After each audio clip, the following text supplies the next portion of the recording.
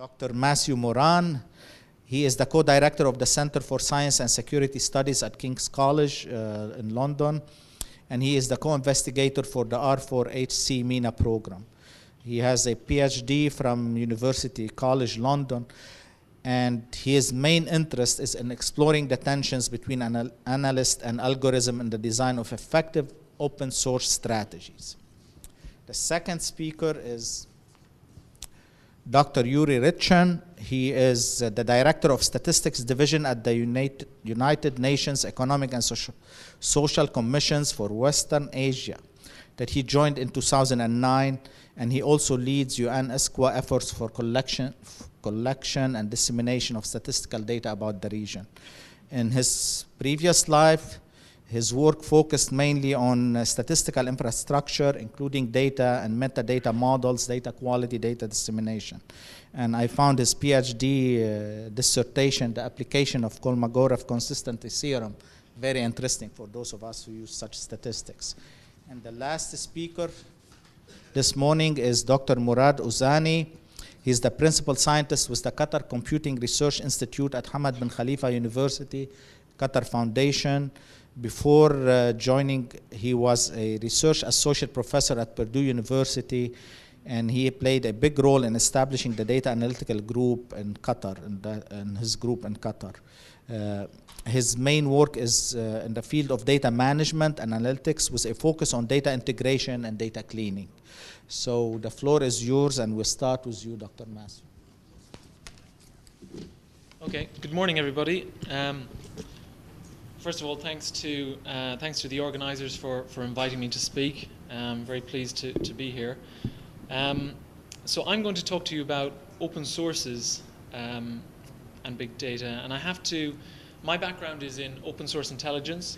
I've over a decade of experience as an academic, but also as a practitioner looking at issues around open source intelligence. And that term really, it comes from clearly the sort of intelligence community, the security side of things. But it's a term that has transcended disciplines over the past, I would say, 2 decades, and it's now widely used. And really what we're talking about here is the focused collection, monitoring, and analysis of publicly accessible information using sort of specialized tools and methods. And that's the context in which I'm talking about big data and big data analytics, because big data spans a whole range of issues, and a lot of the information here is not publicly accessible, but I'm talking about the information that is. So this is just a little outline of what I'm going to talk to you about, and I'm going to start with a brief mention of what is big data, because originally when I started looking at this, and when this sort of buzzword gained momentum, I was quite confused about the nature, because I went to several conferences where people gave me conflicting definitions, where people were very vague about what this term meant. I'll then talk about some of the opportunities, some of the challenges, and then propose what I think the need for a new analytical framework for digital research in the open source context, primarily online, given the changes that we're seeing in the information landscape. So, in terms of a bit of context, I mean, I don't need to tell any of you that we've seen dramatic changes in the online environment over the last 2 decades. You know, from mainstream media, the traditional sort of unidirectional flow of information through established gatekeepers like the print media is gone, has dissolved. From mainstream media cultivating their digital footprint online to individual voices through blogs, etc. Anybody can have a potentially global platform for their ideas, for their opinions, if they gain enough support. So what that means then is there are new opportunities to harness this information to identify, monitor, and respond to health-related issues. And I think that the rise of big data and all the associated analytical opportunities has really served as a force multiplier in this regard. At the same time, you know, there is a lot being said about the positives. There are also important challenges. And we need to rethink how we conduct digital open source analysis. So, the nature of big data, what is it? I think it's often poorly understood, is the starting point. And for me, I think there's generally a consensus around the fact that it comprises three key factors. Volume, which is the most commonly highlighted factor, so the sheer amount of information going into the ether is staggering. It's unprecedented. We are digitizing our society, and we're doing it at a very quick rate. So the World Wide Web is now the single largest data source or metadata source, collection of sources on the planet. Variety is the other key factor. We're talking about a range of data from anything from social media posts to news articles to GPS signals from phones, not all of which are publicly accessible, but a lot of which are. And the velocity, the speed of information upload and transmission allows access to real-time or near real-time information flows. And that's hugely significant in terms of monitoring humanitarian crises, in terms of monitoring emerging health crises, for example. Okay, so what are the opportunities here? Well, most of the benefits of big data analytics, I would argue, come from a combination of the processing power of machines and the intelligence, for want of a better word, of algorithms. So the processing power allows enormous and varied data sets to be processed in very short time frames. We simply couldn't do it as humans. And advances in machine learning mean that we can train algorithms. They are becoming increasingly sophisticated, and we can use these to interrogate data in more refined ways. Visualization tools can then present complex data in ways that allow analysts to identify and explain interesting patterns, interesting anomalies, provide us with new insights. These are just some of the opportunities. In terms of global health, a recent paper by Salathe and colleagues highlighted at least 4 applications I thought was quite useful in terms of framing the opportunities. They talk about, in the context of infectious disease dynamics, early detection of disease outbreaks. So clearly very valuable. Platforms like HealthMap, ProMed have had success detecting early signs of SARS and Ebola outbreaks. But I mean, going back, James Wilson at University of Nevada has been publishing for 10 years, longer, on how open sources, media reports, can potentially provide indicators of disease outbreaks, early indicators. Monitoring of disease levels, so situational awareness regarding the speed and geographical spread of diseases through ongoing surveillance of online sources, media reports, official reports, social media posts, crowdsourcing initiatives. Some of you may be familiar with the response to the 2014 humanitarian crisis in Haiti that followed the earthquake, when there was an enormous crowdsourcing effort initiated at University of Berkeley, where they helped the US military basically with their deployment of aid.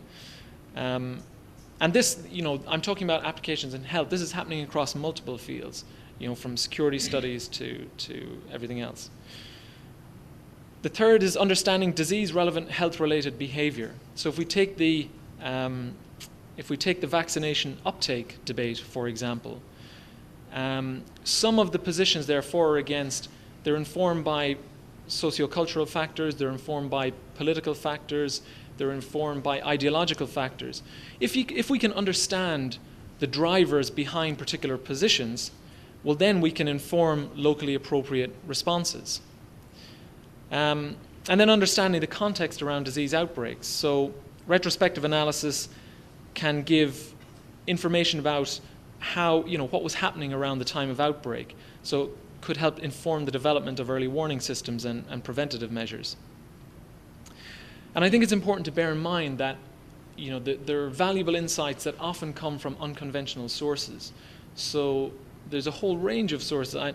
I make reference here to a classic paper, a 1970s paper, Hunter and Hughes, Development and Disease, where they talk about man-made changes to the ecologic dialectic, as they call it, that could inadvertently facilitate the spread of infectious disease. So what they're talking about here is man-made changes that, changes in settlement patterns that could have a knock-on effect and result in the spread of disease. Talked about the need for constant ecologic surveillance and sensitivity in regard to any kind of development, and we could add conflict here as well. So, point being, the core argument here is still relevant, so many decades on, that it is about this ecologic dialectic, and are there sources here, publications in zoology, wildlife biology, self-published reports of hunters, rangers, combined with humanitarian data on forced displacements, for example. What can be learned here? But along with all these benefits come a number of challenges. So principal among these are around source credibility and source quality. So poor source quality and inadequately refined algorithms can distort analysis. I'm sure many of you are familiar with the Google Flu Trends initiative, launched in 2008, ran for about 7 years, and was regarded by many as a success, but by others as a failure primarily because of it overestimated the prevalence of flu, and it also missed several pandemics. The failures here were attributed to the commercial orientation of Google's search algorithms, but also the tendency of searchers to misrepresent symptoms. So the quality of the source was flawed or skewed from the outset. That's inadvertent, sort of. Those problems with source quality are unintentional, but there's also willful disinformation. And increasingly now, we're seeing state-level efforts to influence opinions, to influence narratives online. And threats here range from sabotage of legitimate sources, such as news pages, established news organizations, to the use of automated bots on social media. So hundreds, thousands of fake accounts controlled by a single person or organization that are pushing a particular message. Clearly, that has the potential to skew data that you're gathering online. So an example here, you talk about the weaponization of health communication, and that there's been a recent study of exactly that, the use of bots and trolls online to distort the debate around vaccination uptake. So this can apply in other areas as well. Another issue is information overload. We have better tools for interrogating data now, but all of the useful information, those nuggets of information that might advance our understanding and our ability to respond, are surrounded by ever-increasing amounts of noise, the rubbish that's put online, or the random views of people who are trying to distort things, or the views that don't have anything to do but might be linked in some way to the theme that you're looking at. Legal factors. So now, certainly I noticed this in the UK, that the debate on data privacy and personal privacy is increasing. It's at the forefront of national debate. And there is a question of here is what is permissible in terms of open source data collection. Okay? Building on that, it's a question of, how far it's permissible to go, how far should we go? So the tension between how far we can go and how far we should go in terms of all the data that you gather from open sources, just because it's published, it's self-published and it's put out there by an individual, does that mean that you should be able to capture it? Because it can be used for profiling of individuals, of communities, and that clearly has, that can be used in negative ways. And then the risks of a technocentric approach. So what I mean here is that software solutions cannot replicate yet the nuanced insights born of deep subject matter expertise. We're very enthusiastic about technology, and I firmly believe that the role of technology is increasing. The need for big data analytics, the need for machine learning, etc., is only increasing. It's absolutely necessary. But we also need to be very careful about how we embrace this. It cannot be a wholesale embrace. We need to think very carefully about the interaction between analysts and algorithmic approaches. So how then should researchers in global health approach big data analytics in the open source domain? I think there's a need I think we need to reconceptualize or rethink our entire approach here, to be honest, because things are changing so quickly. Developments are happening all the time in the technology space, and the information landscape is changing dramatically from day to day. So a new analytical framework will give structure to this emerging and rapidly evolving area of research. Open source intelligence was always regarded as an outlier, even in the field of intelligence. It's now being embraced by a whole load of sectors and by government, etc., in the UK and beyond. So there is really an emerging field of research here. And it's building on a lot that's gone before.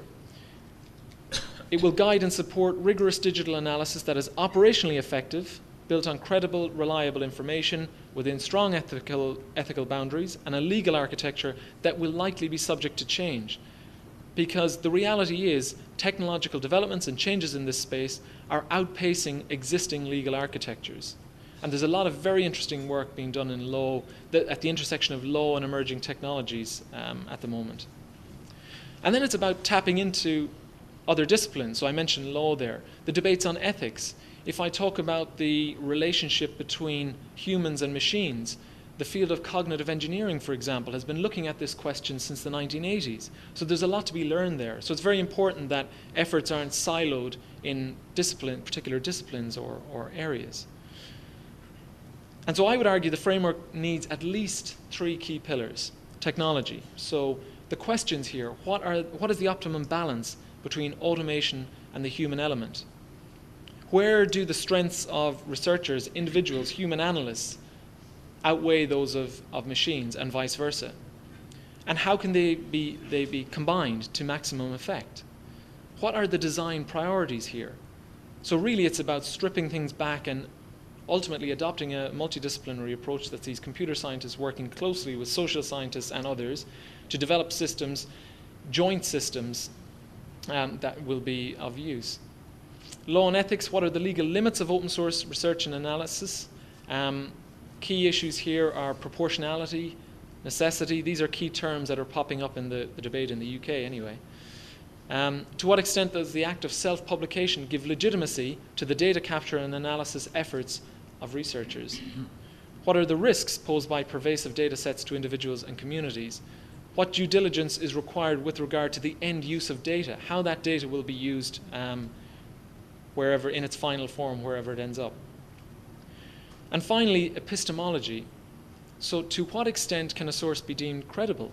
Are there particular indicators of credibility that might be commonly applied as part of the research process? Can a source be attributed and corroborated? What measures have been taken to safeguard the integrity of the data collection process? This point in particular, this pillar in particular, is of increasing importance now, because in recent times you have seen these, as I said, state-level efforts to really, it's about subverting this idea of truth online. Okay, so disinformation campaigns that I've studied, some of them have no discernible impact, no tangible impact in terms of their,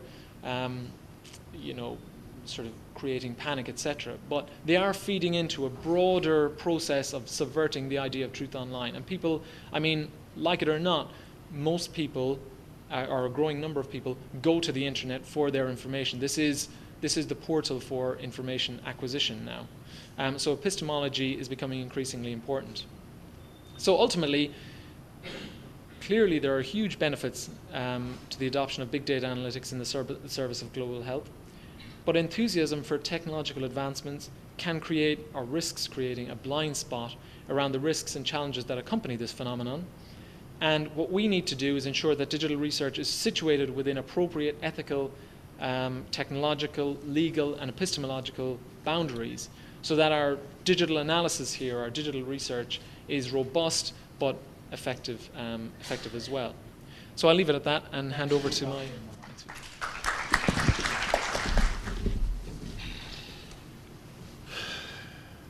Good morning. You may wonder what the United Nations may have with area which is highly technical. But we have quite extensive program of economic and social development. In that, we have many people who are employed at the United Nations who deal with really very technical issues. So here at the Economic and Social Commission for Western Asia, at the Statistics Division, our role is to assist national statistical system in producing better, more detailed, reliable data which can be used for decision making, whether by policymakers or others. So coming to our subject of health data, when I was young, I worked at the university and I came into contact with certain clinical research. and data produced for that. But that's the past history. And I don't feel an expert in that area. So I would focus only on where health and official statistics intersect. And that is quite broad area. Because if we speak about official statistics about health, we can speak about the prevalence.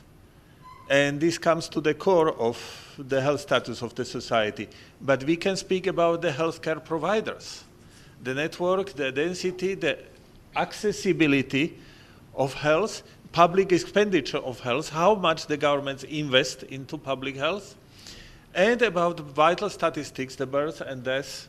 There is more into vital statistics, but this is what belongs to health area.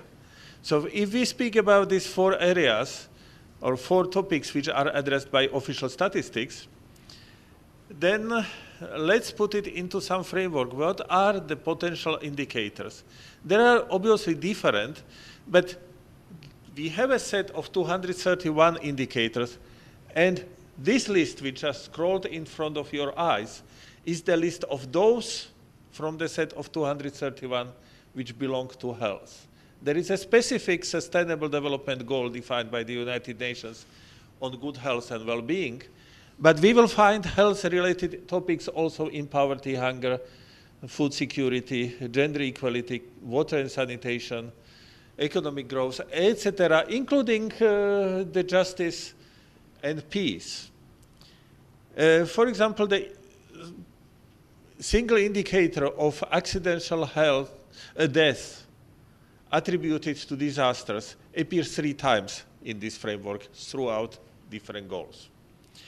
So to do this, what can we do? Harass the population by more, harass population and healthcare providers and others who are involved by more questionnaires, by more statistical surveys, increase the cost of official statistics, which is here a facilitator. So a facilitator cannot pump all the resources which we need for the development. Or go to see other data sources, to see how we can obtain the information through means which are cost-effective but reliable. So let's speak about new data sources rather than big data, because the boundary where big data are, that is still not fully agreed. We do not have a full consensus. But we started to speak about big data 5-7 years ago. Before that, we still used alternative data sources. We were very timid about it. It was not very widespread, but the registers and records of public administrations were here since Roman Empire. And it means were a source of data for official statistics, which was also here since Roman Empire.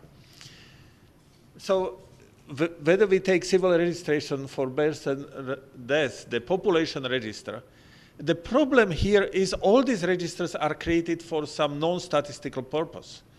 So to have them as a source of statistical data, we need certain transformation. We basically query the registers and pick up statistical data, but we cannot directly use what is in the registers. We need to know what is the quality, coverage, and so on of the registers.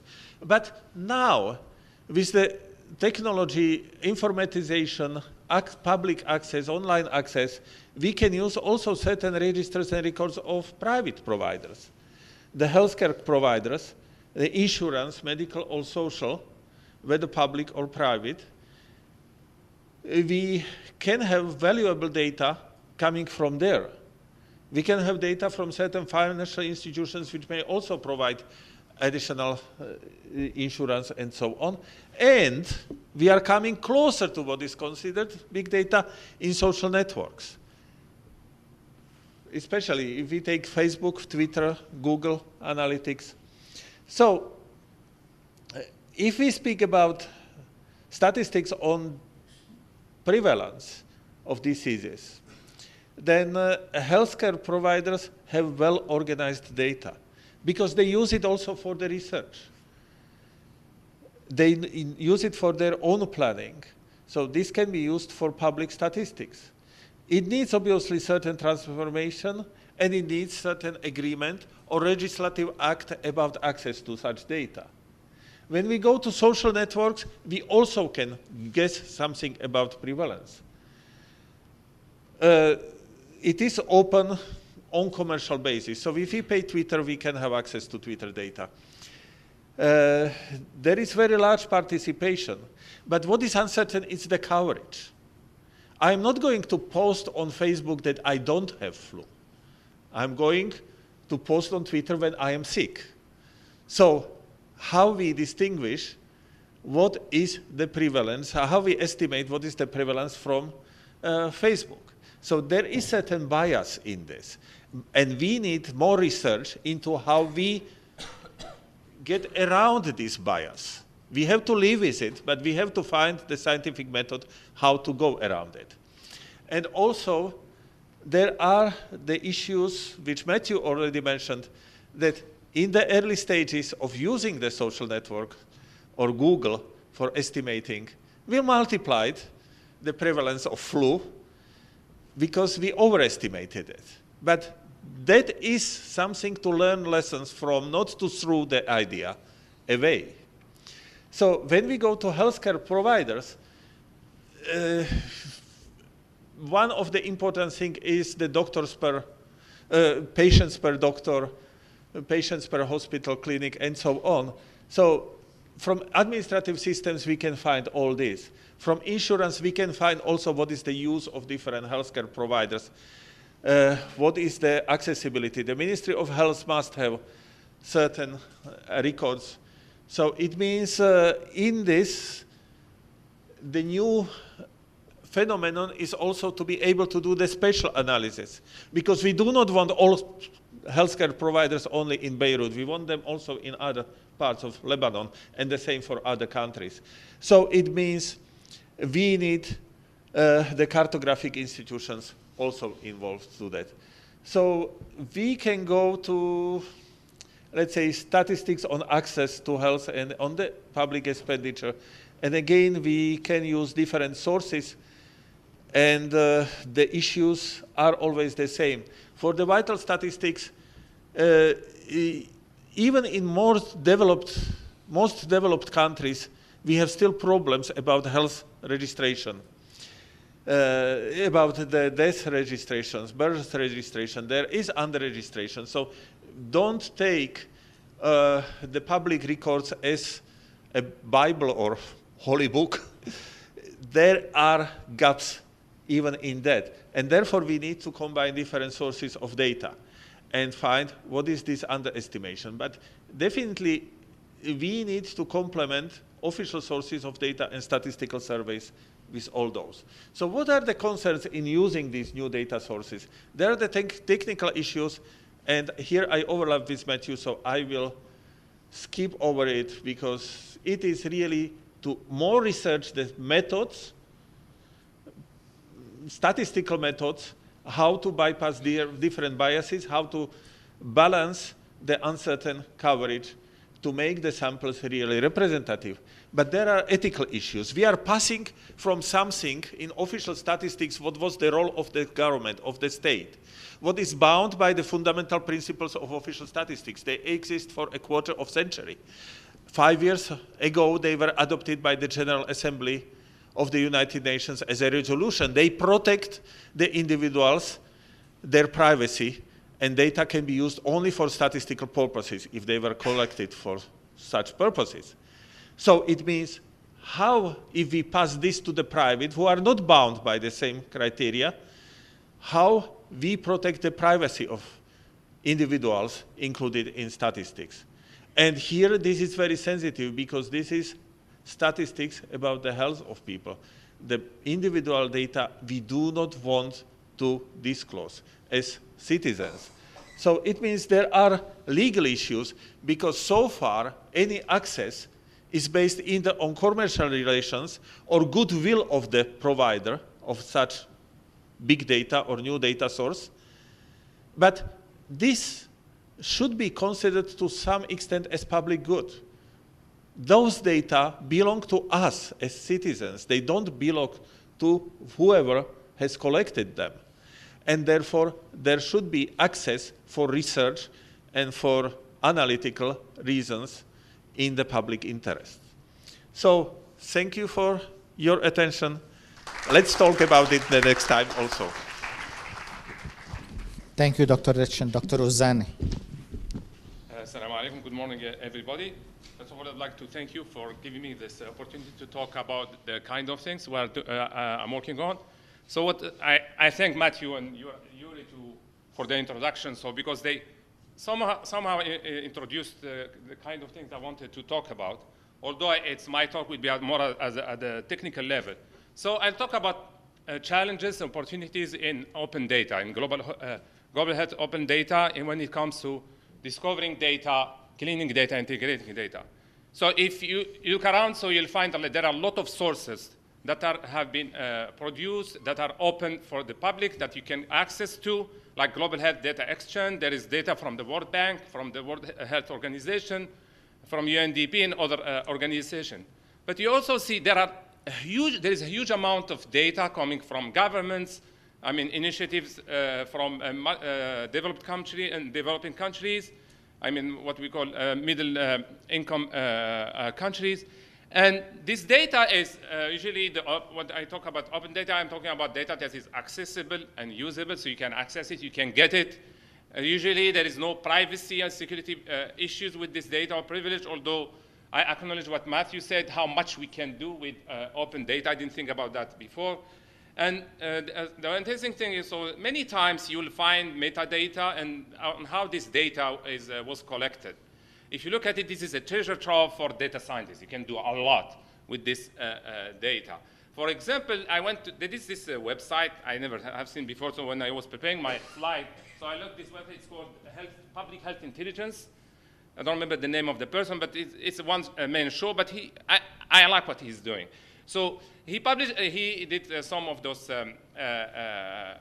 visuals. For example, here it says infant mortality, magnitude, inequity, and trends. So you have those fancy graphs there that you can see. For example, this one is based on infant mortality from this website, Child Mortality Organization, which is provided by the United Nations Interagency Group for Child Mortality Estimation. Another example, it's the incidence rate, which by cancer type, sex, for selected location from 2005 and 2015. The data was brought from the Global Burden of Disease, which is available at the Global Health Data Exchange. So they took some of this data, they produced this very fancy visualization about the incidence of cancer by type. You have from breast cancer, prostate cancer, and so on and so forth.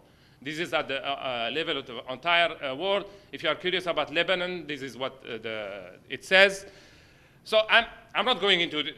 I'm not interested really in the details here, but just to tell you the kind of very beautiful things that people can do with open data. However, so now the question I ask myself, can we do more?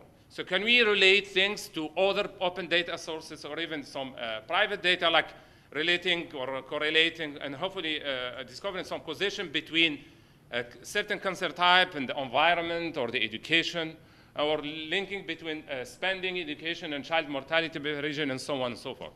So is it possible to answer this kind of question? I think it is. However, there are a lot of technical issues that we have to solve before being able to answer those questions.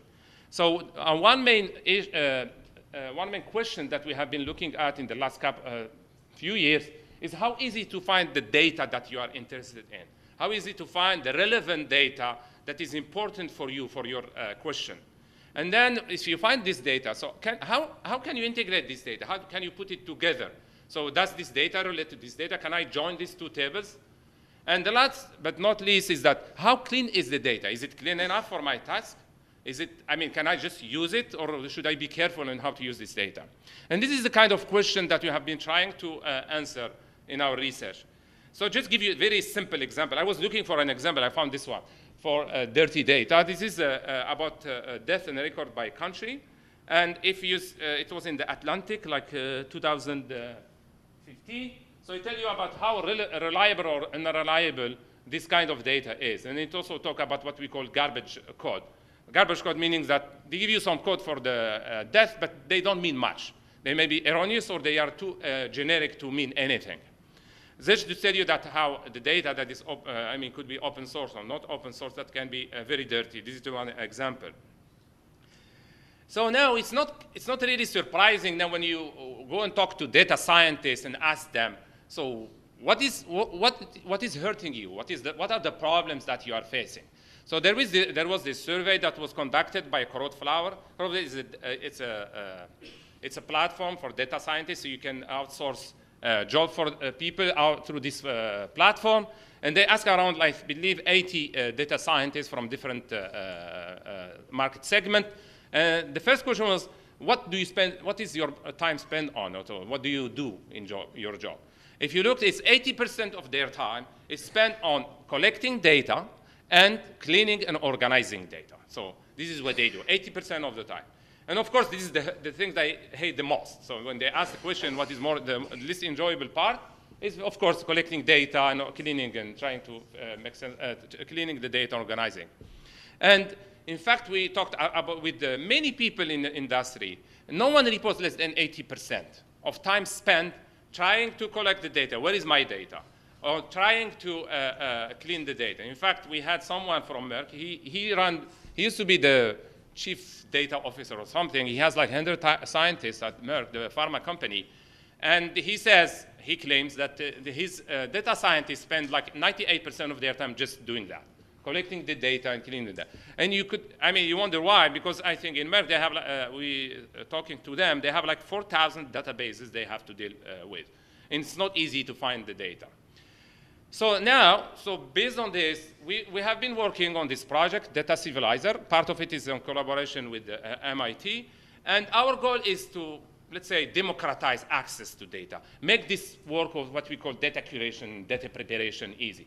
Going from the ocean of data to creating some business value, some value out of this data by addressing 3 pillars of data curation and data preparation. The first one is data discovery. Second one is data integration. The last one is data cleaning. Of course, there is no real order between the 3, so they can be combined in any shape or any way or shape.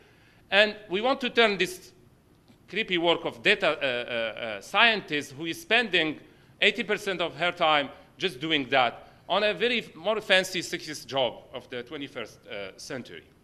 So what I will do now, so this is the kind of problems that we would like to work on, data discovery, data integration, data cleaning. What I will do now, I'll just maybe go a little bit down, give you some technical details. I hope I won't go too far on what we have been trying to do in every aspect. The first one is data discovery and join discovery. What I mean by join is being able to join 2 tables and to say this table can be put together. So the idea is that you take a bunch of data sets. Let's say, assume all those data sets coming from the World Bank, from the Health Data Exchange, or from WHO, and we put them together in a graph. So the idea is that we read all of those data sets, we put them in a graph, and we look for all possible relationships that this data set can have between them. And also we summarize this data. So after we do that, so we allow you can go and then use our interface, which is in that case, it's an API. It's a bunch of commands. And then you say, I want to find a data that has, in which schema the tables have this kind of keyword, country, gender, and disease. Or I say, I want to find all data that have this keyword. Or I want to say, I have this table. I would like to get all the tables that look like this data, and so on and so forth. So you have like 20 or 30 commands or functions that you can send to this graph and be able to find the data of interest. And after that, so our system will go and get you your data and will produce this kind of table from all this data. And one of the things that it does is just not produce specific only one table that's coming from a specific source. It can also go and get you data and join it. So this table could be a join or a combination of multiple tables coming from multiple places. Of course, there are a lot of technical challenges. I'm not going into those details that you need to solve in order to be able to produce this kind of things. Another thing we have been working on, I mean, at this level, is that instead of you writing this kind of commands, so what you do is that you produce a table. If you have some data in mind. Okay, my data has this kind of columns, and I know some example about the kind of data that I want. And then you give, like, assume you give this table at the top, and then you want to, our system to go and get you all the tables and join them together, put them together, and give you all this data. This is what we call data on demand. Another thing we did is to, most of the things that you can discover are at the syntactic level. So we wanted also to enrich our graph with more semantic links. What I mean by that is that sometimes the data are not, I mean, if you look at for example, the protein type and isoform, I mean, there is no, I mean, from the syntactic point of view, they have nothing to do with each other. So the idea is to use reference data. What I mean by reference data, like ontologies and knowledge bases, and use this to discover more semantic relationship. This is one of the things that we have also done in this work. So basically now our graph is becoming richer, and then give you more relationships that you can discover on this graph. You can also think about this graph similar to what Google does. It's the Google Knowledge Graph. Sometimes you do some search. It gives you like a person and all the relationship related to that person. And also, as one thing also I should mention is that some of these things that we have done is being now used in multiple places at Merck, British Telecom, and Scotiabank, and BASF. And also we have published this work in major database conferences. So this is when it comes to data discovery and being able to discover how you can put things together. Another problem we looked at the level of data integration, this is a known problem, which is the existence of duplicate. This is a very problem that has been around like for maybe 50 years or more, and we are still working and trying to solve that problem. This is a problem that everyone working with data will face. So we have been working with problems. So the question here is very simple. You have two tables. It could be also one table of data. And you would like to discover that the first tuple and the second tuple of the first table are the same as the first record of the second table. So Catherine Zeta-Jones is Catherine Zeta-Jones. But you don't want to link the third Michael Jordan, the Michael Jordan of the first table, with the Michael Jordan of the second table, because these are two different records. This is a fundamental problem in data integration, as I said, and it has a lot of issues because you are dealing with dirty data, you are dealing with missing values, and based on that, you have to discover those duplicates. We have done some work on this using some concept from deep learning. So basically, the idea is we take this concept called distributed representation of work. I mean, at a high level, this distributed representation, what it does, it takes a word, turn it into a vector of numbers in a way that if you look at things like king and queen, they will be very close. If you look at things like woman and man, they will be very close. And you can also do fancy things like if you do king minus man plus queen, it will tell you woman. Or king minus man plus woman, it will tell you queen. So it does a fancy thing. And the things what we solve is how can we make use the same data, the same representation to do it at the record level and come up with a solution to solve this problem of entity matching or duplicate detection. So we have I'm not going to, this is just to impress you. I mean, I had to put some technical stuff. So deep learning architecture, but the whole idea is that you give to this model two tuples and it tells you it is a match or not. It's not perfect, but we prove in our paper that we just presented last month in VLDB, which is a major, there is a typo here. It should be VLDB. I don't know where to put it. Very large database conference, which is at its 45th edition. And we have been working with the large data for a while. So big data is not new for us. So we have been working with the big data for 50 years. Another thing we looked at is the last, or one of the pillars of data curation, data preparation, is data cleaning, being able to discover dirty data. I'll talk here about this very interesting problem. So we have been looking at 100 tables from open source data like data.gov, data.gov.uk, FDA data, and so on and so forth. So we took 100 tables, we looked at them manually, and we looked that there were very strange data values. And these are some of the examples. Like the first one, you have diabetes. The blood pressure has a 0 value. or you have this from UCI ML. This is a now data repository for people working in machine learning and data mining. We looked at US FDA, that like event report, and they have this kind of dates like January 1st, 2001, and so on and so forth. If you look at this data, this data is suspicious. And what people are using default value, or people are putting fake value just to put something there. And this is what we call disguised missing value. It's missing, it shouldn't be there, but people try to disguise it. Or the system itself, because the way it is produced, is disguising the value. So the question we ask ourselves, can we discover this, kind of disguised missing value? And indeed we can. With the high accuracies, we published a paper in KDD, which is a major conference in machine learning and data mining this last August. And the idea there is you look at the pattern, either a numerical pattern or a syntactic pattern, and you look at outliers in this pattern, and we were able to show in the paper that this is possible. And we show also that we had some project, people were where the analysis didn't make sense, and when we looked at why the reason was those disguised missing value. So this is the kind of thing we have been doing in the past. So I will quickly now talk about something a little bit different, which is about smart filtering of research literature. This is also dealing with a lot of data in the context of what we call systematic review.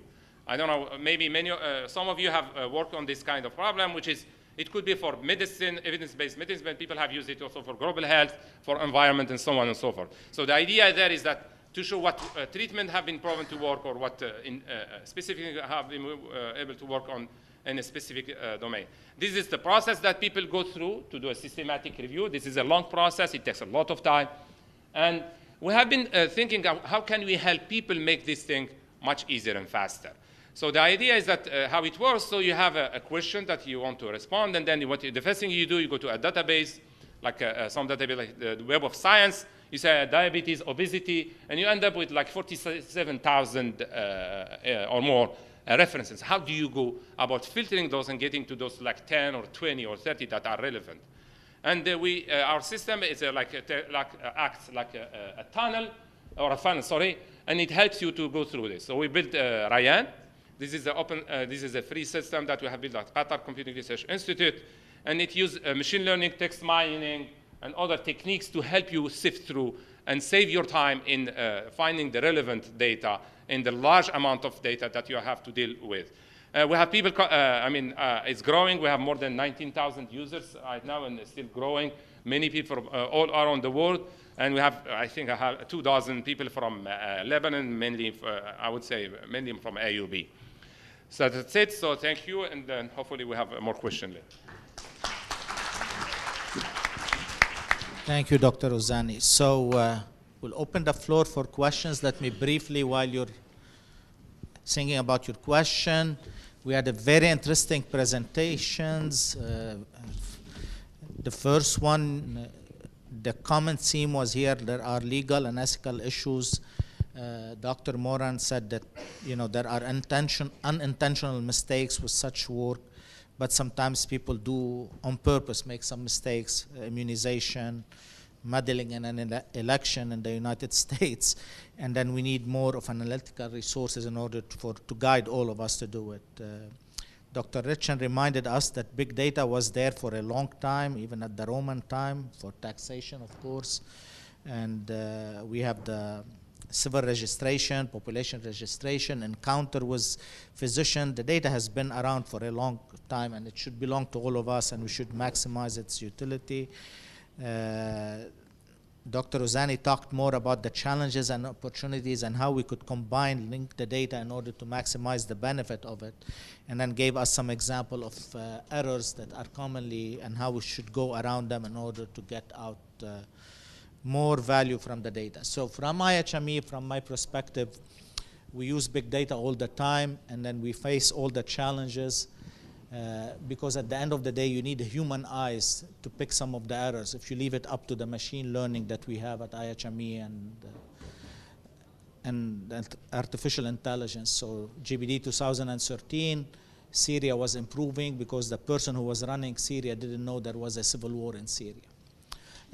We had cholera in 2016 in Mexico because the person who was running the models didn't know that the surveillance system in Mexico is good, and he should not allow the model to estimate cholera in Mexico and then don't rely on the surveillance system that's available in Mexico. We publish GBD on a yearly basis. When it is out, once it is out, the numbers are obsolete. I mean, and we do it every year because we have new data coming in and we have a new methodology that we can introduce.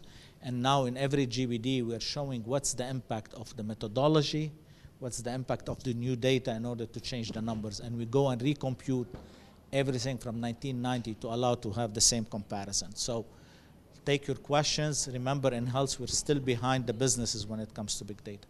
Questions? 1, 2, 3. Take 3 questions briefly, and then we'll allow them to answer, and then we'll take more questions. Please. Yeah, I remember several years ago learning about public use microdata, that there were a lot of legal issues. So some people had to go into a room and sign these papers for confidentiality that they wouldn't take a USB out with the microdata because it was on individual level. Of course, a lot of work has been done on de-identification, but when you de-identify, you lose some of the value of the data. So I'm wondering now with cloud services, is some of that microdata, is more of the microdata becoming available online? And is there some repository that you can just go to? I think someone mentioned publichealthintelligence.org, but it seems like there's so many data sources. So how do you know how to find them all? And is there one resource where, you know, like a portal that somebody's worked on to post a set of data and how you can access it? Thank you. And then we have 2 questions here. Good morning. This is Mahmoud from Phoenicia University. So I'd like to hear Dr. Morin's insights regarding the use of big data in light of the global digital divide. So that's my question.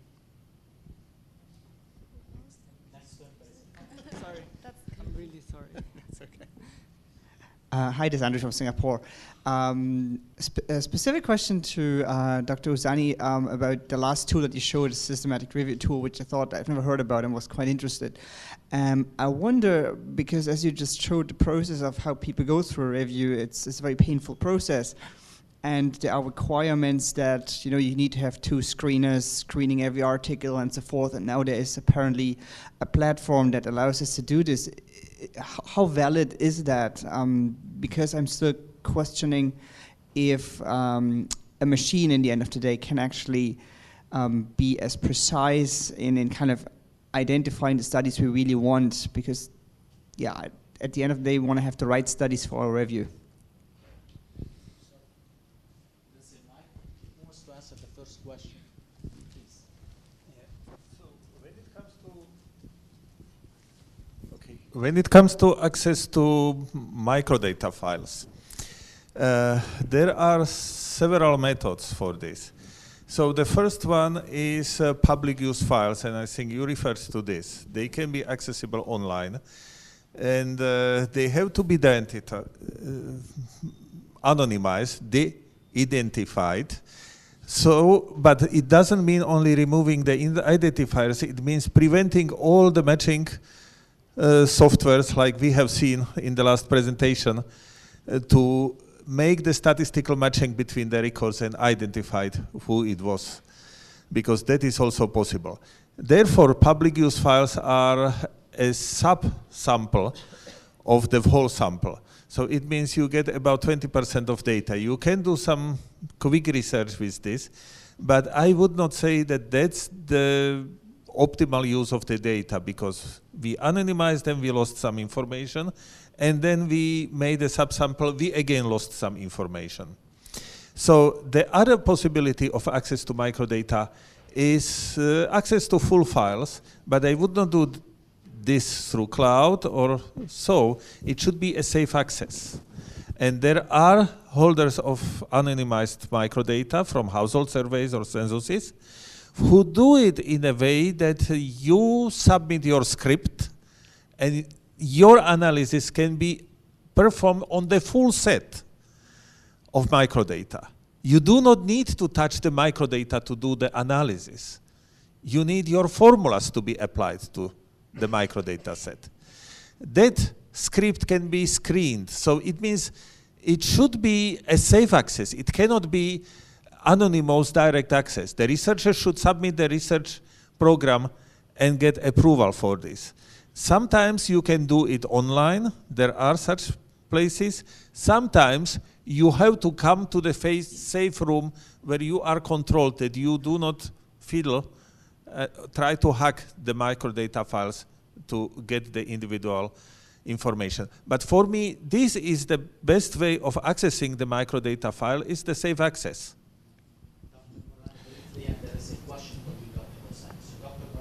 Sure. Okay.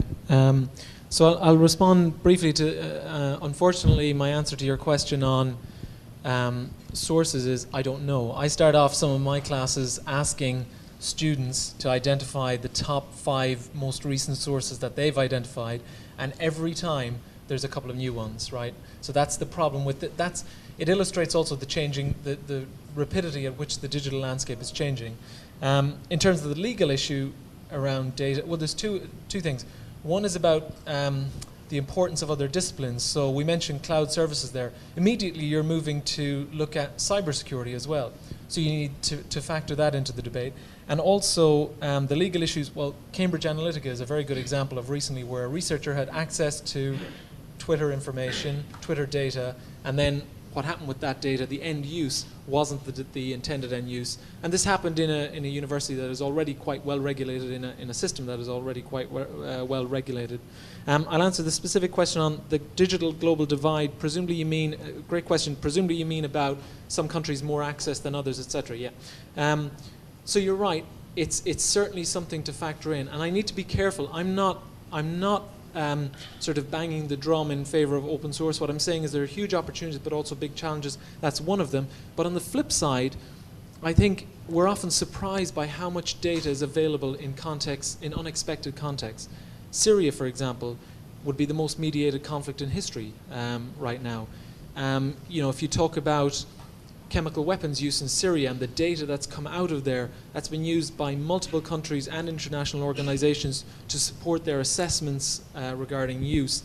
And then people often talk about places like China, for example, as having little information publicly available.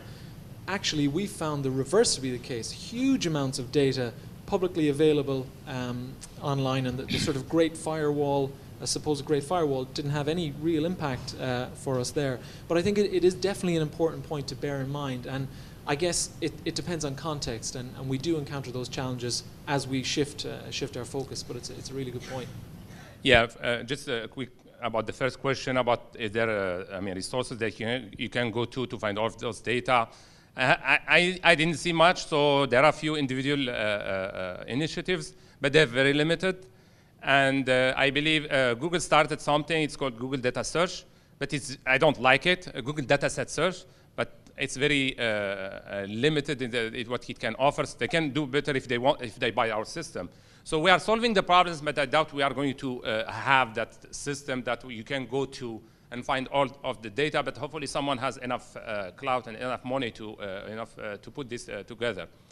Regarding the question about the systematic reviews and the need of two reviews, yeah, I agree with you. I mean, there is a lot of skepticism about using machines to help in this process. The way we are doing it in Rayan, so basically it's more of a, we give you suggestion, but the humans are still in charge, and they have to make the final decision on what to keep and what to not keep. But there have been some experiments where people have shown that if you work with a human plus a machine in doing the screening, is as good as 2 humans. And I think we can get at a stage where the machine will be as good or better than a human. I mean, because humans, even if they are good, they make a lot of mistakes. Questions? More questions? Okay, I'll take 3 more questions. 1, 2, 3, 4 questions. Okay, well, it's very appealing because we live in a world, like around here, we don't have enough secondary data analysis, so it looks very appealing to use big data. But I just want to know whether you are facing challenges in terms of publication. How accepted it is, to publish studies based on big data? Good morning, it's Diana. I just want to raise actually two issues rather than asking questions. In Lebanon, we have two main problems, the accuracy of the data and the access to the data. So unfortunately, when I'm doing my research, I figured out that unfortunately we don't have access to the data regarding rural areas. All the data are being conducted here in Beirut and in the cities. And when I decided to do a research in a rural area, I figured out that I don't have qualitative or quantitative or anything related to that. So it took me more like 1 year more, one more year to get the info that I needed, and it was very challenging for me. Yeah, I'm from Thailand. I have two questions. One question is about the source of data. I would like you to comment on the telco data, the telephone company data that is very useful for the surveillance or the not the surveillance, for the epidemiology of the disease spreading. What your comment on that? How is that been be used and available? The second is about the quality of data that you are discussion about the cleaning. I would like to have your comment on how blockchain technology can improve or not improve this kind of the quality challenge of the big data. So try to address some of the questions. Challenge of publishing papers drawing on big data. To be honest, in the areas I've encountered, there haven't been any. It's about quality of data. You'll always get interrogated on that. But if your methodology is sound and you can demonstrate solid sources, that's fine. In terms of telephone company data, to be quite honest, I don't know, because that's not data we have access to. It's not publicly sort of accessible necessarily, unless it's stuff that's leaked or something like that. So I can't really comment on that. The point on engineers in companies and academic, I think that's a really good point. And this comes back to the core challenge of how to this is an interdisciplinary endeavor for sure, right? The problem is it's not a problem, it's inevitable that it's advanced in silos because people have only started thinking about it. So, my colleague here talks about having worked on big data for 15 years. Certainly in the social sciences, people haven't been talking about big data. In social science, in open source intelligence, people haven't been talking about big data that long. It's much less than that. It's only probably gained ground properly since maybe 2009, 2010. And so I think inevitably there are still those challenges of, it goes back to what I said about the risk of a technocentric approach. People are very keen to embrace the technology and maybe sometimes unwilling to have that tempered by concerns about ethics, etc. That's not my concern, it's somebody else's concern. But I think actually it's a challenge. You've identified a really big challenge. And it's even easier in universities than it is in companies where profit actually is the driver. So beyond that, I guess, in terms of my position is, yes, absolutely, it's an interdisciplinary endeavor and it should be. Is it fully? Not yet, and there are obstacles to that. And then the final thing on balance between the privacy and the right to data, that's a tricky one, right? And I don't think I have a clear answer. Yeah, he has to put us on the spot for the final question, but I don't have a clear answer. But I think the work I'm doing in the ethical arena is trying to draw on, it's about tapping into that rich body of knowledge that already exists in different fields like ethics and applying that, because there is certainly a way that we can come up with a robust ethical and legal framework that can be applied and that will allow us at least to address that issue of the balance, or that the tension will always be there, but we'll at least be able to address it in a more informed and holistic way, I would say. Yeah, just quickly, trying to address some of the questions. So I think Moran already answered most of them about the publication. For the lack of data, I think it takes a political will to create open source initiatives. It's happening all over the world, including low and middle income countries, as I have shown in one of the slides. When it comes to the quality of data, people in my field, they have worked before you collect the data, trying to find a technical solution as you collect the data and after you collect the data. My work was mostly on after collecting the data. When now, the other question about the phone data, I think you cannot get access to it. I think there was one example in West Africa like a few years ago Orange, they did a competition, and they gave access to phone data for different data analytics tasks. For the balance between privacy and I don't have a clear answer. I know people have worked in the database field about privacy. They come up with a lot of technical solution for the privacy problem, but I don't think any of them work. Yes, so I would like to touch on the question about what is the public acceptance of using the big data. And I must say there are two very distinct camps, one over-enthusiastic and one over-pessimistic. And we did not reach the right balance in the middle of this. The over-optimists neglect certain shortcomings of big data. The over-pessimists don't take seriously that we will need more data and we will not be able to stay with the classical statistical surveys. When it comes to the access of data, the ethical principles of official statistics say the data should be released to everyone simultaneously. So minister or citizen do not have any privileges. Both of them have to get the data at the same time. But this has to come and become part of the legislation. There is necessary certain political pressure, and it goes slowly in different countries. This is not just a problem in Lebanon, this is a problem around the globe. So about the balance between privacy and the necessity to use the data, I would not highlight a contradiction here. The data should be private, the data should be protected, and we should not follow the behavior of the individual. The role of statistics is to follow the behavior or the situation of the society, including the details. And for that, we can use, or we should use, individual data. That should not be restricted. But when we behave ethically, when we follow the professional principles, there is not a risk of misusing the individual data. So it's not whether we can use this individual data for public good, for studying the health situation or whatever kind of development of the society. We have to be sure that we don't release individual data for whatever can allow others to follow individuals' behavior. We want to know about behavior of individuals as a society, but not as individual persons. So I would say here is somehow the balance.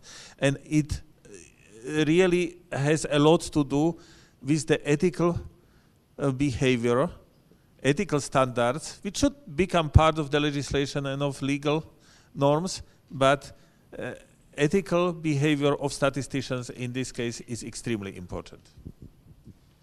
So the speakers are going to be here. If you have questions, please follow up with them. This is a very interesting topic, new and has been around for health data, but new right now, opened a lot of doors for us with the computational power. I would like you to join me on thanking our speakers for a wonderful job and a wonderful session. Thank you.